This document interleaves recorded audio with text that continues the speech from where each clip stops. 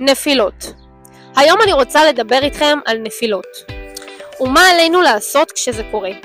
אז קודם כל, תדמיינו לעצמכם שאתם נמצאות בלב ים סוער.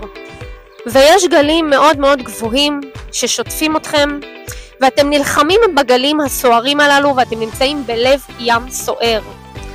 וככל שאתם משתוללים, אתם מרגישים שאתם טובעים. מה האדמו"ר הזקן חושב על נפילות? על זה אני רוצה לדבר איתכם. האדמו"ר הזקן בספר התניא הוא מסביר שהנפילות זה הדבר הכי טבעי שיש. אז קודם כל לקבל את זה ולהירגע שהנפילות הם דבר הכי טבעי שיש וזה קורה לכולם. הוא ממשיך ומסביר שהנפילות הן מגיעות מהנפש הבהמית. אתם זוכרות שסיפרנו שבתוכנו יש מאבק תדיר שהוא עד סוף חיינו, שהמאבק הזה הוא בעצם מגיע מהנפש הבהמית לבין הנפש האלוקית. יש מטרה אחת ברורה לנפש הבהמית, זה לקחת אותנו למקום הכי נמוך שיש. זה להוריד אותנו לייאוש ולוותר על עצמנו.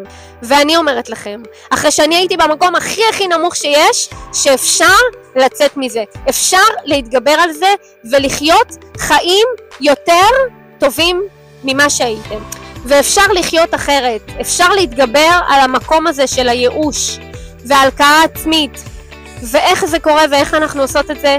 אז קודם כל, האדמו"ר הזה כאן בא להגיד לנו שזה דבר טבעי, ולקבל את עצמנו כמו שאנחנו, עם הנפילות שלנו, עם החלקים הלא שלמים שבתוכנו, בתוך הנפש שלנו וגם בגוף הפיזי שלנו. להבין שאנחנו חלק אלוקא ממעל ממש, ואיך שהקדוש ברוך הוא ברא אותנו, הוא יודע בדיוק מה הכי טוב עבורנו.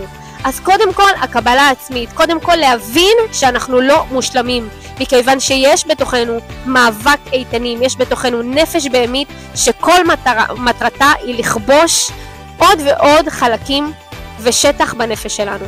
והכי חשוב זה לדעת שהקדוש ברוך הוא אוהב את הנפילות שלנו, והוא אוהב את המאבק שלנו, והוא אוהב את זה שאנחנו נופלות וקמות כל פעם מחדש, כי לשם כך באנו לעולם הזה.